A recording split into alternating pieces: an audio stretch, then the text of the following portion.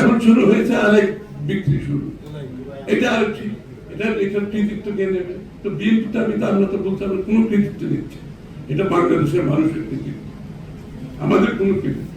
আমি আমার দায়িত্ব পালন করছি নাগরিক হিসেবে, মানুষ এগিয়ে আসছে, ঘটেছে, দেশের মানুষ আজকে লাভবান, আমরা এখন সামনের দিকে যাই, এটা ব্যথা কৃতিত্ব দরকার নেই। আমি কি করেছি না করেছি প্রত্যেকদিন বলতে থাকবো। আমাকে সাংবাদিকরা আপনার জেলের অভিজ্ঞতা, আমি যে রাখবো জেলের চাপটা শেষ হয়ে গেছে, তুমি আমাদের জিজ্ঞেস করো বাংলাদেশের জন্য কি করবেন, এটা আমাদের জিজ্ঞেস করো, ওই চ্যাপ্টার শেষ, ওই গল্প বলতে চাই না, ওই গল্প যদি শুরু করেন ওই গল্পের শেষ নাই, আপনার কোনো কাজ হবে, কোনো কাজ করতে পারবেন।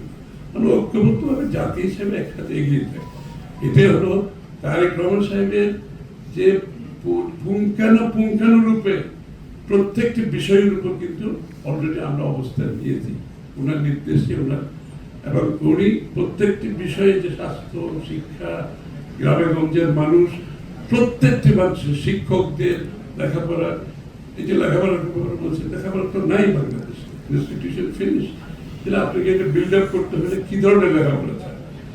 আবার ওই ধরনের লেখাপড়া না।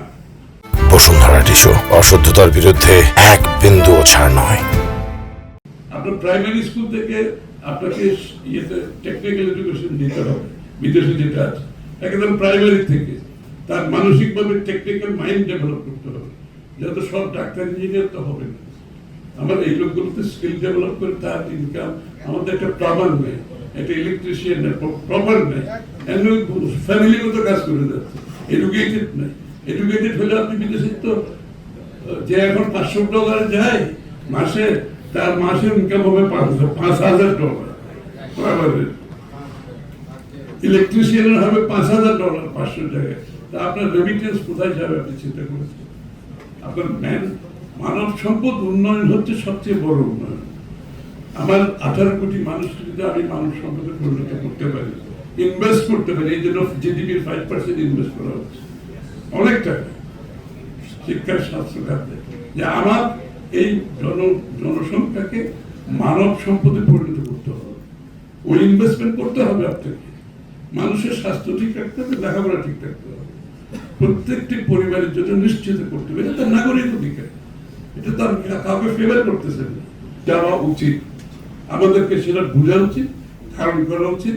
ওইভাবে আগামীর বাংলাদেশ তারেক রহমানের নেতৃত্বে আমি আশা করি আপনাদের সকলের সহযোগিতায় আমরা করতে পারি। সবাইকে ধন্যবাদ।